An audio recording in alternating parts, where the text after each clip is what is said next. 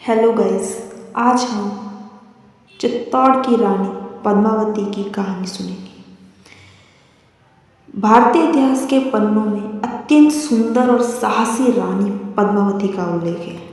रानी पद्मावती को रानी पद्मिनी के नाम से भी जाना जाता है। रानी पद्मिनी के पिता सिंगल प्रांत यानी श्रीलंका के राजा थे।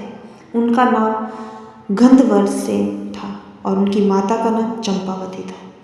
पद्मावती बाल्यकाल से ही दिखने में अत्यंत सुंदर और आकर्षक थी। उनके माता पिता ने उन्हें बड़े लाड प्यार से बड़ा किया था। कहा जाता है कि बचपन में पद्मावती के पास एक बोलता तोता था जिसका नाम हीरामणि रखा गया था। महाराजा गंधर्वसेन ने अपनी पुत्री पद्मावती के विवाह के लिए उनका स्वयंवर रचाया, जिसमें भाग लेने के लिए भारत के अगल बगल हिंदू राज्यों के राजा महाराजा आए थे। गंधर्वसेन के राज दरबार में लगी राजा महाराजाओं की भीड़ में एक छोटे से राज्य का पराक्रमी राजा मलखान सिंह भी आया था। उसी स्वयंवर में विवाहित राजा रावल रतन सिंह भी मौजूद थे। उन्होंने मलखान सिंह को स्वयंवर में परास्त करके रानी पद्मिनी पर अपना अधिकार सिद्ध किया और उनसे धूमधाम से विवाह रचा लिया।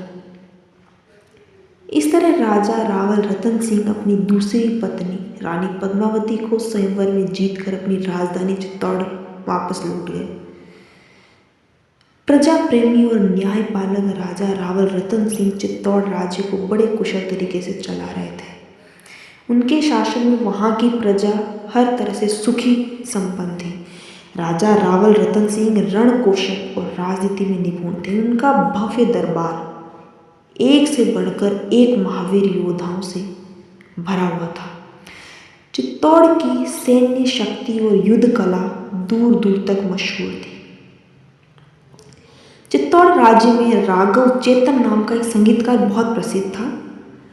महाराज रावल रतन सिंह उन्हें बहुत मानते थे, इसीलिए राज दरबार में राघव चेतन को विशेष स्थान दिया गया। चित्तौड़ प्रजा और वहाँ के महाराज को उन दिनों यह मालूम नहीं थी कि राघव चेतन संगीत कला के अतिरिक्त जादू टोना भी जानता है।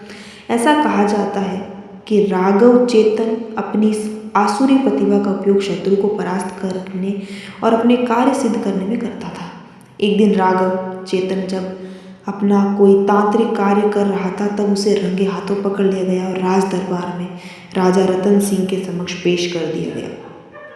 सभी साक्ष्य और फरियादी पक्ष की दलील सुनकर महाराज ने चेतन राघव को दोषी पाया और तुरंत उसका मुंह काला करा के गधे पर बैठाकर देश निकाला दे दिया। अपने अपमान और राज्य से निर्वासित किए जाने पर राघव चेतन बदला लेने पर आमादा हो गया और अब उसके जीवन का एक ही लक्ष्य रह गया था कि वो था चित्तौड़ के महाराज रावल रतन सिंह का संपूर्ण विनाश। अपने इसी उद्देश्य के साथ वह दिल्ली राज्य चला गया। वहां जाने का मकसद दिल्ली के बादशाह अलाउद्दीन खिलजी को उकसा कर चित्तौड़ पर आक्रमण करवाकर अपना प्रतिशोध पूरा करना था। 12वीं और 13वीं सदी में दिल्ली की गद्दी पर अलाउद्दीन खिलजी राज था। उन दिनों दिल्ली के बादशाह से मिलना इतना आसान कार्य नहीं था, इसलिए राघव चेतन दिल्ली के पास स्थित एक जंगल में अपना डेरा डालकर रहने लगता है, क्योंकि वह जानता था कि दिल्ली का बादशाह अलाउद्दीन खिलजी शिकार का शौकीन है और वहाँ पर उसकी भेंट जरूर अलाउद्दीन खिलजी से हो जाएगी। कुछ दिन इंतजार करने के बाद आखिर उसे सब्र का फल मिल जाता है। एक दिन अलाउद्दीन खिलजी अपने खास सुरक्षा कर्मी लड़ाकू दस्ते के साथ घने जंगल में शिकार खेलने पहुंचता है। मौका पाकर ठीक उसी वक्त राघव चेतन अपनी बांसुरी बजाना शुरू करता है। कुछ ही देर में बांसुरी के सुर बादशाह अलाउद्दीन खिलजी और उसके दस्ते के सिपाहियों के कानों में पड़ते हैं। अलाउद्दीन खिलजी फौरन राघव चेतन को अपने पास बुला लेता है। राज दरबार में आकर अपना हुनर प्रदर्शित करने का प्रस्ताव देता है। तभी चालाक राघव चेतन अलाउद्दीन खिलजी से कहता है, आप मुझ जैसे साधारण कलाकार को अपने राज दरबार की शोभा बनाकर क्या पाएंगे? अगर हासिल ही करना है तो अन्य संपन्न राज्यों की ओर नजर दौड़ाइए, जहाँ एक से बढ़कर एक बेशकीमती नगीने मौजूद हैं और उन्हें जीतना और हासिल करना भी सहज है। अलाउद्दीन खिलजी तुरंत राघव चेतन को पहेलियां बुझाने की बजाय साफ साफ असली बात बताने को कहता है। तब राघव चेतन चित्तौड़ राज्य की सैन्य शक्ति, चित्तौड़गढ़ की सुरक्षा और वहाँ की संपदा से जुड़ा एक एक राज खोल देता है और राजा रतन सिंह की धर्मपत्नी रानी पद्मावती के अद्भुत सौंदर्य का बखान भी कर देता है। ये सब बातें जानकर अलाउद्दीन खिलजी चित्तौड़ राज्य पर आक्रमण करके वहाँ की संपदा लूटने, वहाँ कब्जा करने और परम तेजस्वी रूप की अंबार रानी पद्मावती को हासिल करने का मन बना लेता है। राघव चेतन की बातें सुनकर अलाउद्दीन खिलजी ने कुछ ही दिनों में चित्तौड़ राज्य पर आक्रमण करने का मन बना लिया और अपनी एक विशाल सेना चित्तौड़ राज्य की ओर रवाना कर दी। अलाउद्दीन खिलजी की सेना चित्तौड़ तक पहुंच तो गई, पर चित्तौड़ के किले की अभेद सुरक्षा देखकर अलाउद्दीन खिलजी की पूरी सेना स्तब्ध हो गई। उन्होंने वहीं किले के आसपास अपने पड़ाव डाल दिए और चित्तौड़ राज्य के किले की सुरक्षा भेदने का उपाय ढूंढने लगे। जब से राजा रतन सिंह ने रूप सुंदरी रानी पद्मावती को स्वयंवर में जीता था, तभी से पद्मावती अपनी सुंदरता के लिए दूर दराज तक चर्चा का विषय बनी हुई थी। इस बात का फायदा उठाते हुए कपटी अलाउद्दीन खिलजी ने चित्तौड़ किले के अंदर राजा रतन सिंह के पास एक संदेश भिजवाया कि वह रानी पद्मावती की सुंदरता का बखान सुनकर उनके दीदार के लिए दिल्ली से यहाँ तक आए हैं और अब एक बार रूप सुंदरी रानी पद्मावती को दूर से देखने का अवसर चाहते हैं। अलाउद्दीन खिलजी ने यहाँ तक कहा कि वह रानी पद्मावती को अपनी बहन समान मानते हैं और वह सिर्फ उसे दूर से एक नज़र देखने की ही तमन्ना रखते हैं। अलाउद्दीन खिलजी की इस अजीब मांग को राजपूत मर्यादा के विरुद्ध बताकर राजा रतन सिंह ने ठुकरा दिया, पर फिर भी अलाउद्दीन खिलजी ने रानी पद्मावती को बहन समान बताया था, इसलिए उस समय एक रास्ता निकाला गया। पर्दे के पीछे रानी पद्मावती सीढ़ियों के पास से गुजरेगी और सामने एक विशाल का शीशा रखा जाएगा जिसमें रानी पद्मावती का प्रतिबिंब अलाउद्दीन खिलजी देख सकते हैं। इस तरह राजपूताना मर्यादा भी भंग ना होगी और अलाउद्दीन खिलजी की बात भी रह जाएगी।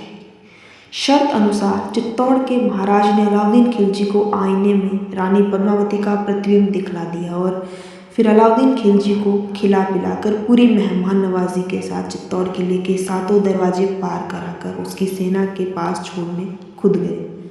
इसी अवसर का लाभ लेकर कपटी अलाउद्दीन खिलजी ने राजा रावल रतन सिंह को बंदी बना लिया और किले के बाहर अपनी छावनी में कैद कर दिया। इसके बाद संदेश भिजवा दिया गया कि अगर महाराज रावल रतन सिंह को जीवित देखना है तो रानी पद्मावती को फौरन अलाउद्दीन खिलजी की खिदमत में किले के बाहर भेज दिया जाए।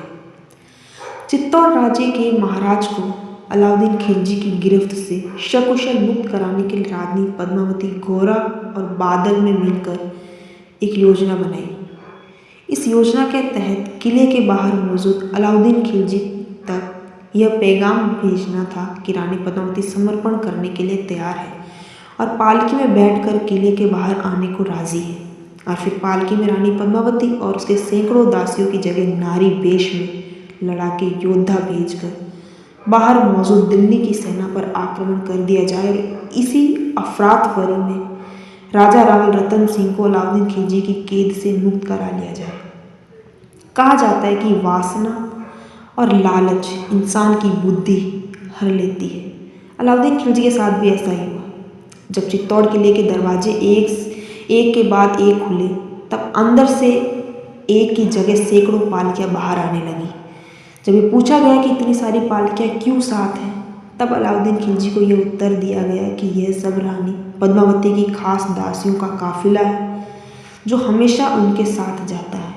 अलाउद्दीन खिलजी रानी पद्मावती पर इतना मोहित था कि उसने इस बात की पड़ताल करना भी ज़रूरी नहीं समझा कि सभी पालकियों को रुकवा कर ये देखे कि उनमें वाकई में दासियाँ ही हैं।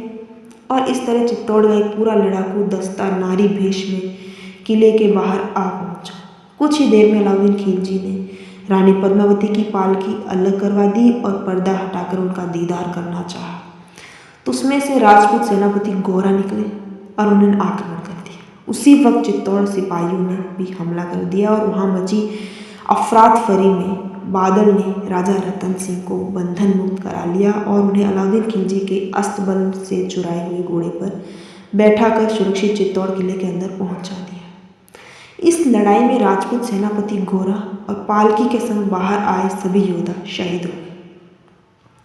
अपनी युक्ति नाकाम हो जाने की वजह से बादशाह अलाउद्दीन खिलजी जला उठा। उसने उसी वक्त चित्तौड़ किले पर आक्रमण कर दिया।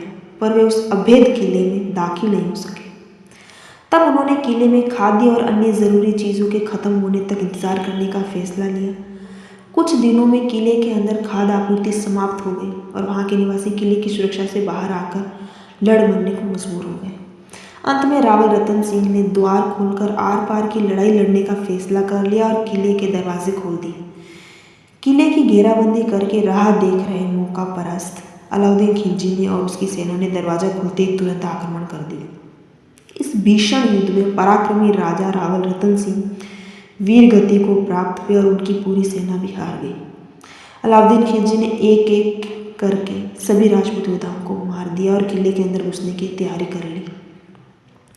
युद्ध में राजा रावल रतन सिंह के मारे जाने और चित्तौड़ सेना के समाप्त हो जाने की सूचना पाने के बाद रानी पद्मावती जान चुकी थी कि अब अलाउद्दीन खिलजी की सेना किले में दाखिल होते ही चित्तौड़ के आम नागरिक, पुरुषों और बच्चों को मौत के घाट उतार देगी और औरतों को गुलाम बनाकर उन पर अत्याचार करेगी। इसीलिए राजपूतना रीति अनुसार वहाँ की सभी महिलाओं ने जोहर करने का फैसला लिया।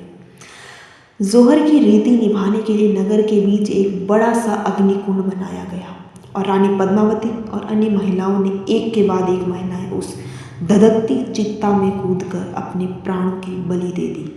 इतिहास में राजा रावल रतन सिंह, रानी और पद्मावती, सेनापति गोरा और बादल का नाम सुनहरे अक्षरों में लिखा गया और चित्तौड़ की सेना, वहाँ के आम नागरिक भी सम्मान के साथ याद किए जाते हैं जिन्होंने अपनी जन्मभूमि की रक्षा की खातिर अपने प्राणों का बलिदान दिया।